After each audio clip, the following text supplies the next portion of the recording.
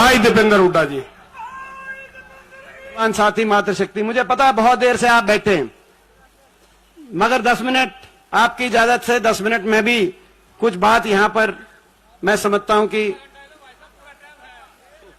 आज ऐसे समय पे ये हमारा कांग्रेस का कार्यालय का उद्घाटन हुआ है। मैं इस पहले तो आप सबको इस बात के लिए बहुत बहुत बधाई देना चाहता हूं कि जैसे जैसे हमारा परिवार बढ़ रहा था, हमारा जो कार्यालय में बड़े कार्यालय की जरूरत थी, तो आज ये बड़ा अच्छा कि भाई कार्यालय रोड पे है और जगह चाहिए तो ये पूरा घेर आप जो है, मैंने अंकल को कहा है कि विधानसभा इलेक्शन तक बात कर लो, हमें जरूरत पड़ेगी। तो ये मैं समझता हूं कि बहुत अच्छा कार्यालय, आज शुभ कार्य शुरू हुआ है। मैं आप सबको इस बात के लिए बहुत बहुत शुभकामनाएं देता हूं। ऐसे समय में आज ये हमारी कार्यालय का उद्घाटन हुआ है कि चुनावी वर्ष का बिगुल बज चुका है। जब चुनाव का बिगुल बज जाए तो जनता का सोचने का समय शुरू हो जाता है कि ये सरकार जिसको पिछली बार मौका दिया, इन्होंने जनता के लिए अच्छा काम किया, ठीक नहीं किया, क्या गलत किया, क्या ठीक किया, और क्या इस सरकार का दोबारा से 5 साल का लाइसेंस हम रिन्यू करें या बदलाव लाएं। आज वो समय, चुनावी वर्ष, 4 महीने के बाद लोकसभा का चुनाव है और 10 महीने के बाद विधानसभा का चुनाव। आपको फैसला करना है, जैसा आपने फैसला किया और बीजेपी को मौका दिया, और अभी 4 साल पहले नहीं 9 साल पहले दिया। उससे पहले हरियाणा में हुड्डा साहब के नेतृत्व में कांग्रेस पार्टी की सरकार थी। अगर हम याद करें वो समय, 10 साल तक हमारी सरकार चली हरियाणा में। 10 साल हरियाणा विकास की तरफ आगे बढ़ा था। 2014 में जब बीजेपी की सरकार बनी, उससे पहले हरियाणा प्रदेश देश में विकास दर में सबसे आगे था, प्रति व्यक्ति आय में हम आगे थे, प्रति व्यक्ति निवेश में आगे थे।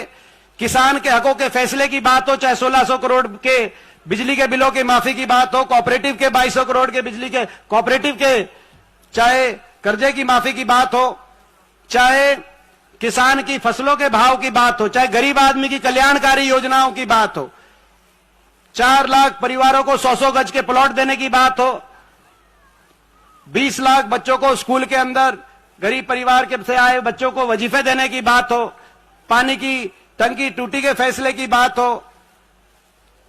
हरियाणा प्रदेश देश में अग्रणी राज्यों में गिना जाता था। चाहे खिलाड़ियों के मान सम्मान की बात हो, 10 साल तक देश में हरियाणा खिलाड़ियों के मान सम्मान का उदाहरण दिया जाता था, और 10 साल तक कभी भाईचारे पे खरोच नहीं आई, कभी किसी भाई को भाई से कोई तनाव नहीं हुआ समाज में। 10 साल तक पुलिस प्रशासन को आम जनता पे बल प्रयोग की जरूरत नहीं आई, क्योंकि कोई धरना नहीं हुआ, कोई आंदोलन नहीं हुआ। उस समय लोगों ने कहा कि जो एक मौका देके देखते हैं, बीजेपी ने कहा था अच्छे दिन लाएंगे, लोगों ने भाजपा को मौका दिया, केंद्र में सरकार बनी और प्रदेश में भी खट्टर साहब के नेतृत्व में सरकार बनी। लेकिन आज 9.5 साल के बाद इन सरकारों ने हरियाणा को क्या दिया?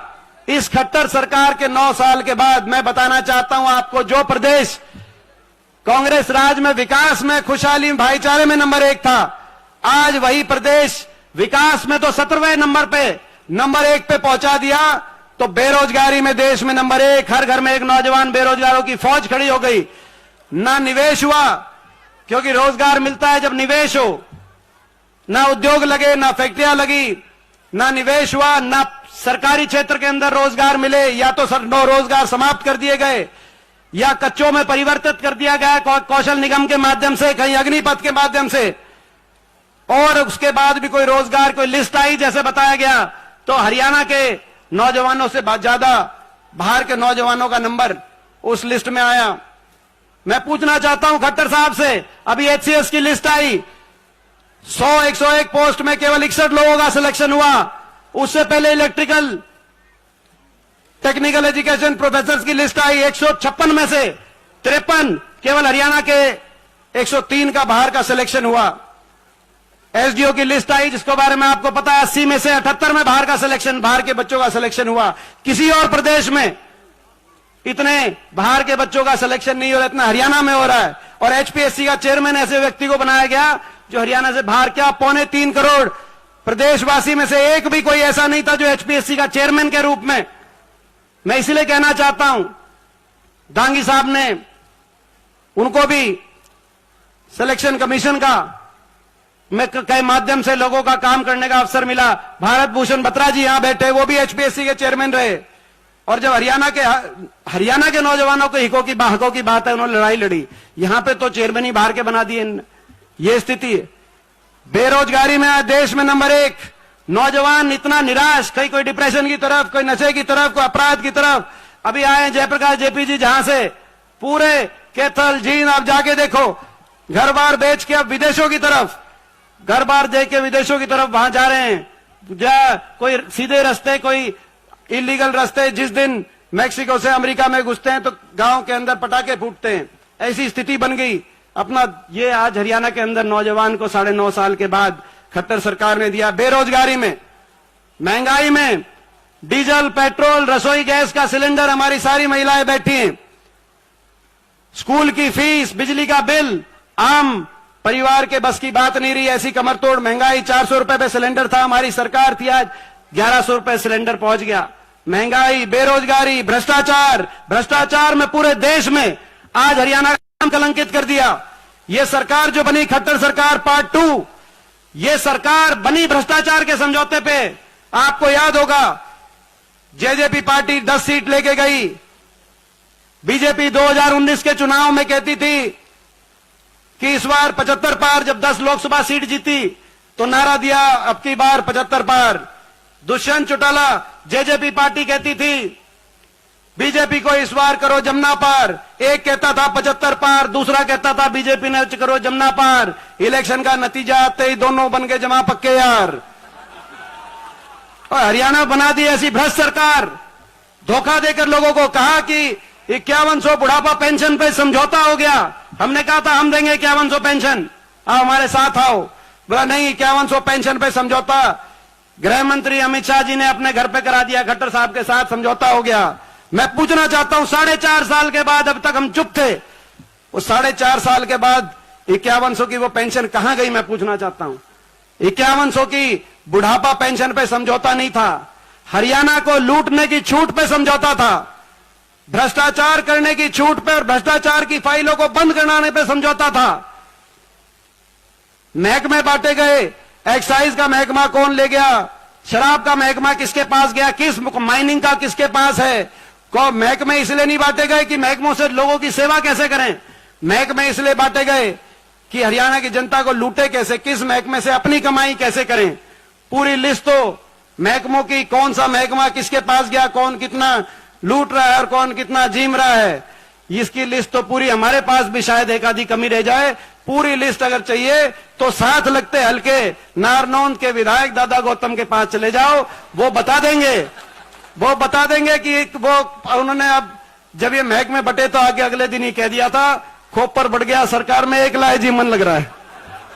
वे कह रहे हैं भ्रष्टाचार की कहानी हम कहें तो हम कसूरवार हैं। प्रदेश में जो भ्रष्टाचार चल रहा है वो दादा गौतम बताएंगे। और रोहतक में कौन 300 करोड़, रोहतक में शहर में 300 करोड़ की जो शहर की योजना आई, उस योजना में 300 करोड़ की योजना में घोटाले में कौन डकार मार गया, ये डॉक्टर अरविंद शर्मा बता देंगे। पैरावर में बता गए थे कि कौन मंत्री, कौन पूर्व मंत्री, बता गए थे कि नहीं बता गए। एक दूसरे की भ्रष्टाचार की पोल खोल रहे हैं। आज भ्रष्टाचार में हरियाणा कलंकित, बेरोजगारी। मगर मैं एक बात कहना चाहता हूं, बेरोजगारी, महंगाई, भ्रष्टाचार, इस सबके बावजूद हम काम चला लेते। लेकिन एक बात, इनने तो काम नहीं भी करते तो काम हम चलाते, लेकिन इनने तो काम बिगाड़ने का काम किया। ये एक ऐसी सरकार आई जो अहंकार में चली और घमंड में हर वर्ग को अपमानित करने का काम इस सरकार ने किया। जब ब्रह्म समाज के लोगों ने भगवान परशुराम का फरसा मुख्यमंत्री जी को भेंट करने की कोशिश करी तो मुख्यमंत्री जी ने क्या कहा था, आपको याद होगा, हम उस शब्दों को रिपीट नहीं कर सकते। जब किसान आंदोलन में किसान आया, 1 साल तक किसान देश के इतिहास में काले अक्षरों में लिखा जाएगा। 1 साल तक किसी वर्ग को धरने देने पड़े हो। 1 साल तक 750 किसानों के शव इन धरनों से वापस आए। हर रोज हम किसी गांव में जाते थे, किसी के आंसू पोंछते थे और अगले दिन जाके देश की पार्लियामेंट में जाकर जब गवाही देने की कोशिश करते थे। मेरा सौभाग्य है कि आपके आशीर्वाद से मुझे 3 बार लोकसभा में आपका प्रतिनिधित्व करने का अवसर मिला और अब मैं राज्यसभा में विधायकों ने मुझे आशीर्वाद देकर राज्यसभा में भेजा है। लगभग 20 साल से देश की सबसे बड़ी पंचायत के सदस्य के रूप में, शायद मेरी उम्र में, इतनी आयु में इतना अवसर देश में किसी को प्राप्त नहीं होगा। मैं अपने आप को सौभाग्यशाली मानता हूं। लेकिन मेरा दुर्भाग्य था कि जब मैं खड़ा होकर किसान आंदोलन के समय किसानों की गवाही देने की कोशिश करता था तो सारी बीजेपी, क्योंकि हरियाणा में 15 सांसद हैं, 10 लोकसभा, 5 राज्यसभा, 15 में से 14 बीजेपी के, और एकमात्र विपक्ष के सांसद के रूप में जब मैं खड़ा होता था तो क्या क्या नहीं सुनना पड़ता था। ताने कसे जाते थे। मैं कहता था हमारे काका ताऊ बैठे हैं, उनकी किसान की बात मानो, नहीं मानेंगे। किसान को किसान मानो, नहीं मानेंगे।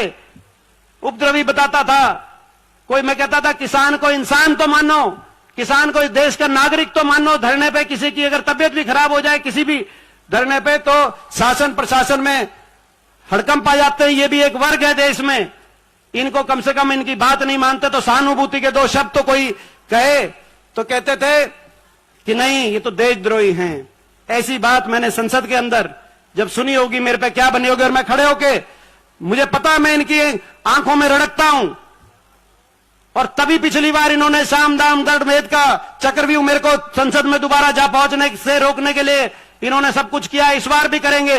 लेकिन तब जब इन्होंने कहा देशद्रोही, तब मैंने खड़े होके उसी संसद में इन्हीं शासकों के आंख में मिला के, क्या वो वर्ग है जिसका एक बेटा देश में ट्रैक्टर का स्टीयरिंग पकड़ के देश को खाद्य सुरक्षा देता है, तो दूसरा बेटा स्टैन गन पकड़कर सीमाओं पे देश को सुरक्षा देने का काम करता है। इसको आप देशद्रोही नहीं बताओ। मगर मैं आपसे पूछना चाहता हूं, अगर मैं राज्यसभा में, अब तो एक सांसद है, अगली बार ऐसा मत करना कि आपकी किसान पे, मजदूर पे, गरीब पे चोट पड़े तो आपकी गवाही देने के लिए इस बार तो फिर भी एक है, ऐसा कभी दिन ना देखना पड़े। ये आपको और हमको सोचने की बात है। तो ये सरकार ऐसी आई, हर वर्ग का अपमान, किसान का अपमान। हमारे मनरेगा के मजदूर गए अपना बजट बढ़ाने, उन पे लाठीचार्ज। ग्रामीण चौकीदार, सफाई कर्मचारी अपना मानदेय बढ़ाने गए, उन पे लाठीचार्ज। आशा वर्कर, आंगनवाड़ी, वो अपने हकों के लिए गई, उन पे लाठीचार्ज। ओल्ड पेंशन स्कीम के लिए कर्मचारी गए, पंचकुला में लाठीचार्ज। सरपंच गए अपने अधिकारों के लिए, सरपंचों पे लाठीचार्ज। खिलाड़ी गए, खिलाड़ियों पे पुलिस बल का प्रयोग हुआ। यहां तक कि हमारी बहन बेटियां, कौन भूल सकता है दिल्ली के अंदर ओलंपिक विजेता, हमारी बहन बेटियां ओलंपिक विजेता। दुनिया में हर देश अपने ओलंपिक विजेताओं का मान सम्मान करता है, लेकिन यहां हिंदुस्तान में और हिंदुस्तान के दिल्ली में हमारी ओलंपिक विजेता बेटियां केवल एक बात कह रही थी कि हमें न्याय दिलवाओ।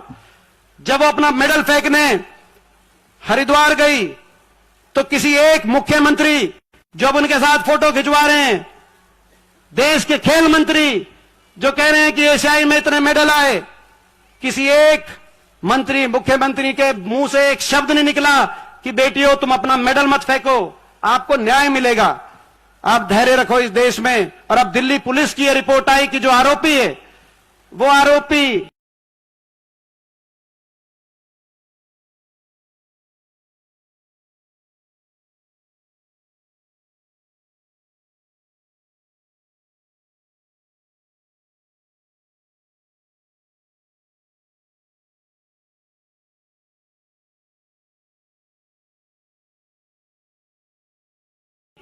हर मौके। तो जब हमारी बेटियां बैठी तो सारी बीजेपी कह रही है कि दीपेंद्र इनका साथ दे रहे हैं। मैं कहना चाहता हूं आज मुहिम 24 की इस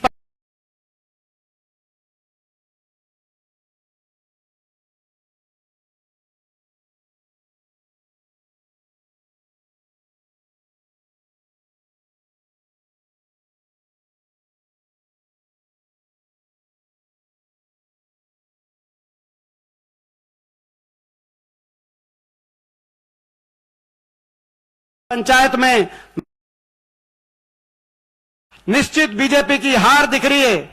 और ये मैं आपको पहले, ये बात मुझसे पहले सबने कही, मैं भी आपको बताना चाहता हूं। हरियाणा के कोने कोने में मैं जा रहा हूं और एक खुशखबरी आपके लिए लेके आ रहा हूं।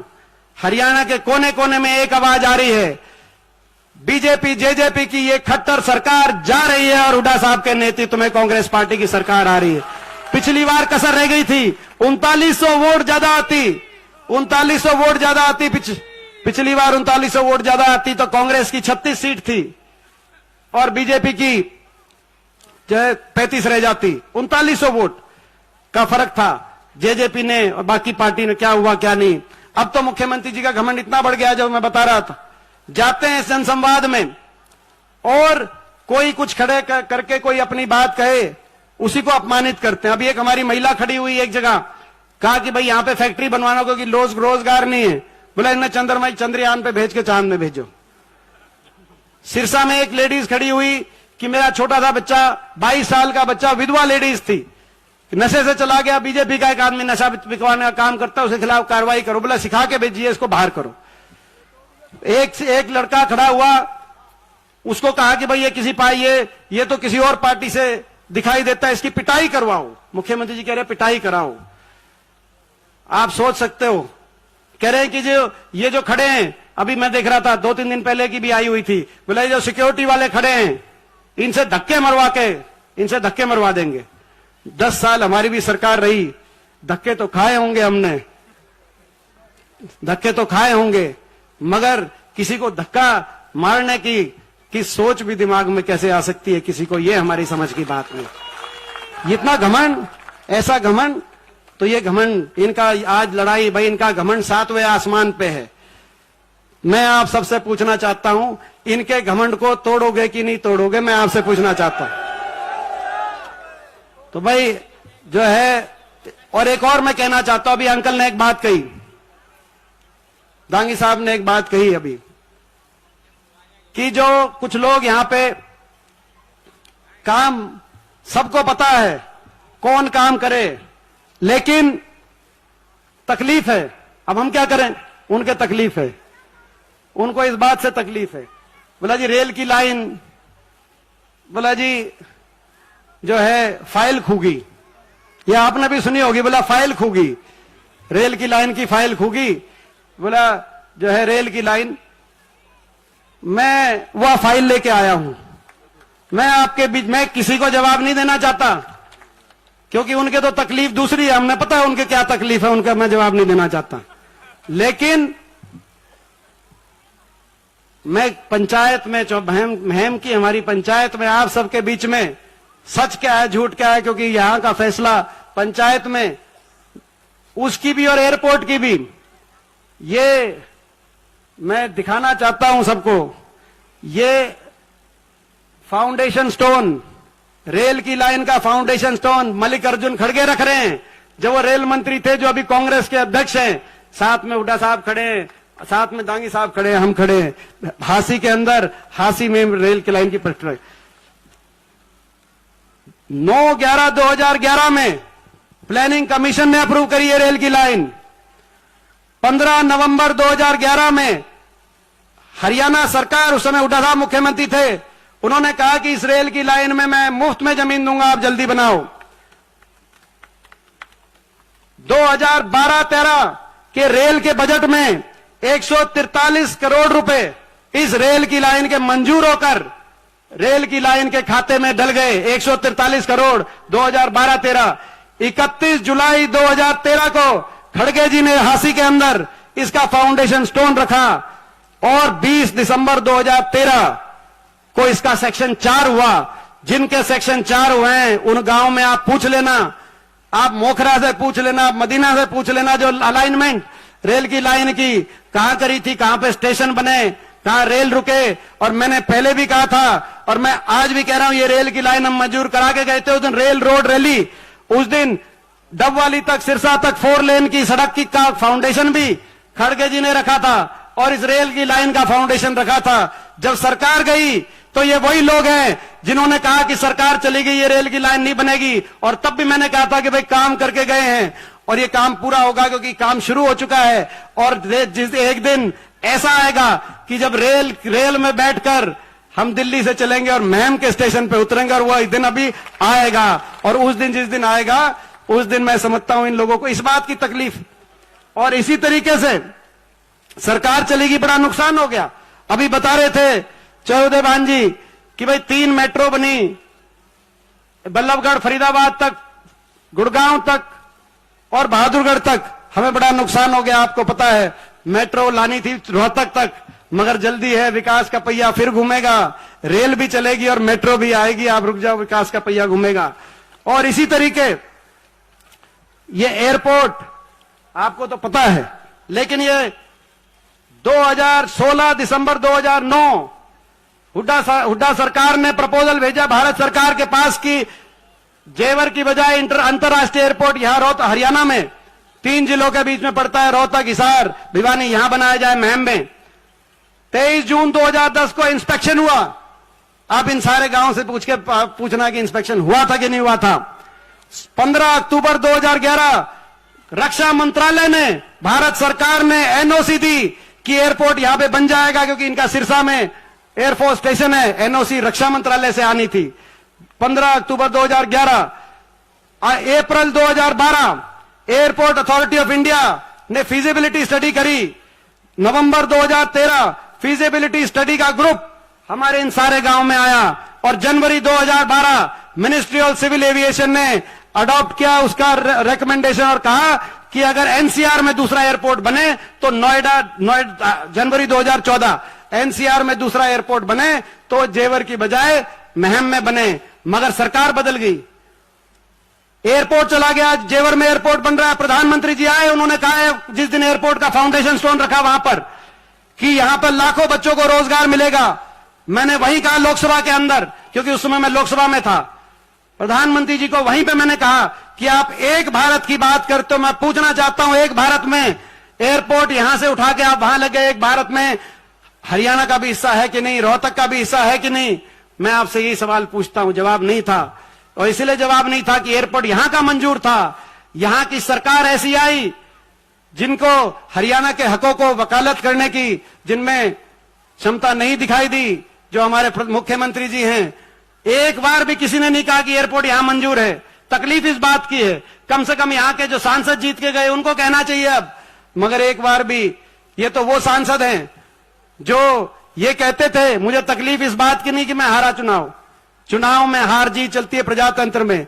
मुझे तो तकलीफ एक बात की है कि ऐसे व्यक्ति जो पार्टी कांग्रेस में थे और पार्टी कांग्रेस को ये छोड़ के गए कि भाई दीपेंद्र सांसद हैं और उन्होंने सारा विकास कार्य रोहतक में कराया और सारे जो है सारा काम वो रोहतक में करते हैं, और इस बात पे मैं कांग्रेस से इस्तीफा देता हूं। और करनाल से टिकट मांग रहे थे, उनको टिकट मिल गई रोहतक से। मेरे मन में इस बात की टीस है। मैं आप सबसे पूछना चाहता हूं, मेरा घर है, मेरा परिवार है, मैं कोई काम, अपना कोई काम लोकसभा में सांसद के रूप में क्या किया क्या नहीं, आप सब मेरे से ज्यादा जानते हो। ना कोई काम की बात है क्या। मैं पूछना चाहता हूं आपसे कि भाई इस बार नुकसान, मेरे को कह रहे थे अभी कईयों ने कहा कि नुकसान ये हुआ कि आप चौथी बार जाते, सबसे सीनियर मोस्ट थे आप लोकसभा में, कांग्रेस संसदीय दल के, आपको बहुत अच्छा मौका मिलता और देश के विपक्ष में आपका नाम होता। मगर नुकसान उससे ज्यादा ये हुआ कि जो ये 3900 वोटों का फर्क रह गया ना, ये नहीं रहता। अगर यहां से हम जीत जाते लोकसभा तो चंडीगढ़ में आपकी सरकार बनती, ना एक किसान आंदोलन देखना पड़ता, ना ये कर्मचारी आंदोलन देखना पड़ता, ना मजदूर आंदोलन, ना खिलाड़ी आंदोलन। आज हरियाणा में आपकी सरकार होती। मैं आप सबसे महम हमेशा से ये महम से भाई हुड्डा साहब का और दागी साहब का एक जो प्यार रहा है, और महम का और कलोई का जो रिश्ता रहा है हमेशा, और एक ये भी समय था कि कलोई से भी ज्यादा लीड महम से आई। मैं वो समय नहीं भूल सकता। मैं आपसे पूछना चाहता हूं भाई, इस बार ये जो कही है मैं छत्तीस बिरादरी से पूछना चाहता हूं। 20 साल आपके एक एक दिन का हिसाब किताब मेरा आपकी आत्मा देगी, आपके दिल में है। मैं आपसे पूछना चाहता हूं सबसे कि भाई इस बार भाई महम कलोई से पीछे तो नहीं रहेगा। इस बार मैं आप सबसे पूछना चाहता हूं, और मैं आपको ये विश्वास दिलाता हूं, आपका आशीर्वाद खाली नहीं जाएगा। आपका आशीर्वाद हरियाणा में भी रंग लेके आएगा, और आपके आशीर्वाद से अवसर मिलेगा तो देश में भी आपके नाम को मैं ऊंचा लेके जाने दूंगा। आपको कभी नीचा देखने का अवसर मिलेगा नहीं, ये मैं आपको विश्वास दिलाता हूं। तो मैं मैं आखिर में एक बात जो हमारे अध्यक्ष जी को कहनी थी वो, मगर मैं अपनी बात, आपको पता है अध्यक्ष जी ने कहा कि जी आप ही कवर करना।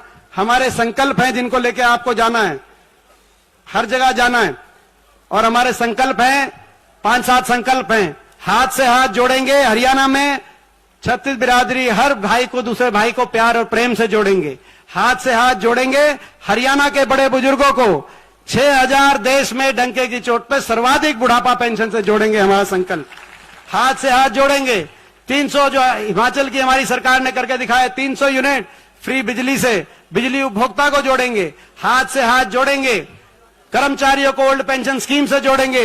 हाथ से हाथ जोड़ेंगे, जो कभी अध्यक्ष जी कह रहे थे कि 1,83,000 पद जो रिक्त पड़े हैं, 2 लाख नौकरियों की तुरंत भर्ती निकाल के हाथ से हाथ जोड़ेंगे। हरियाणा के नौजवान को रोजगार से जोड़ेंगे, हाथ से हाथ जोड़ेंगे। खिलाड़ियों को मान सम्मान से जोड़ेंगे, हाथ से हाथ जोड़ेंगे। जो हमारे किसान हैं उनको एमएसपी की गारंटी, जिसके लिए किसान आंदोलन हुआ, किसान को एमएसपी गारंटी से जोड़ेंगे। और हरियाणा को उसी विस्तरीय विकास से जोड़ेंगे।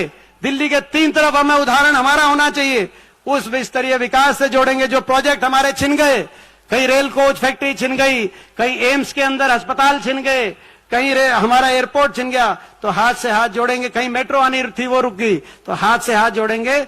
उसी विस्तरीय विकास से हरियाणा को जोड़ेंगे और हरियाणा को खुशहाली और विकास में, आपसी भाईचारे प्यार में देश में सबसे आगे पहुंचाएंगे। तो ये हमारे संकल्प है। इन संकल्पों को लेकर आप सब जो है, आप सबको जाना है पूरे। और भाई हाथ से हाथ जोड़ेंगे। 100-100 गज के प्लॉट, गरीब आदमी को जो 100 गज के प्लॉट की स्कीम खत्म कर दी, गरीब को 100-100 गज के प्लॉट से जोड़ेंगे और मकान से जोड़ेंगे। मैं आखिर में एक बार फिर आप सबको बधाई देता हूं। और आज के प्रोग्राम में जितनी मेहनत हमारे, मुझे खुशी है इस बात की कि दांगी साहब ने का तो आशीर्वाद है ही, लेकिन जो मेहनत इस प्रोग्राम के लिए बलराम ने करी। लेकिन मैं एक बात कहना चाहता हूं, केवल आज के प्रोग्राम की नहीं है। मैंने देखा है लगातार निरंतर, आज के प्रोग्राम की बात नहीं है, सारे कह रहे हैं जी आज के प्रोग्राम की, जुकर बलराम ने पहली बार मेहनत करी हो। मैं इस बात की गवाही दे सकता हूं, जितनी मेहनत कांग्रेस पार्टी के लिए, हमारे इस संघर्ष के लिए हर कदम पे लगातार निरंतर बलराम कर रहे हैं। मैं इनको आज की बहुत बहुत बधाई भी देता हूं और मैं ये शुभकामनाएं देता हूं। बलराम, इसी ईमानदारी, इन्हीं संस्कारों को और इसी मेहनत के रास्ते पे आप आगे चलो। आपके साथ हमारी सबकी पूरी शुभकामनाएं हैं। आपको बहुत बहुत मैं बधाई दोबारा देते हुए एक बार सबका धन्यवाद करता हूं। खाने का था, और भाई ये खाने का प्रोग्राम था, लेकिन मैं कहूंगा अब खाने पे जाएंगे। तो वैसे तो ये 10 बजे का टाइम दे रखा था बलराम ने, आज टाइम क्या हो गया बलराम? 3:30 हो गए।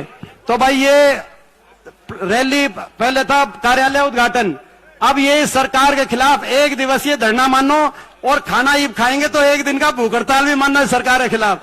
बहुत बहुत धन्यवाद। जतीन है बच्चा छोटा 8-9 साल का।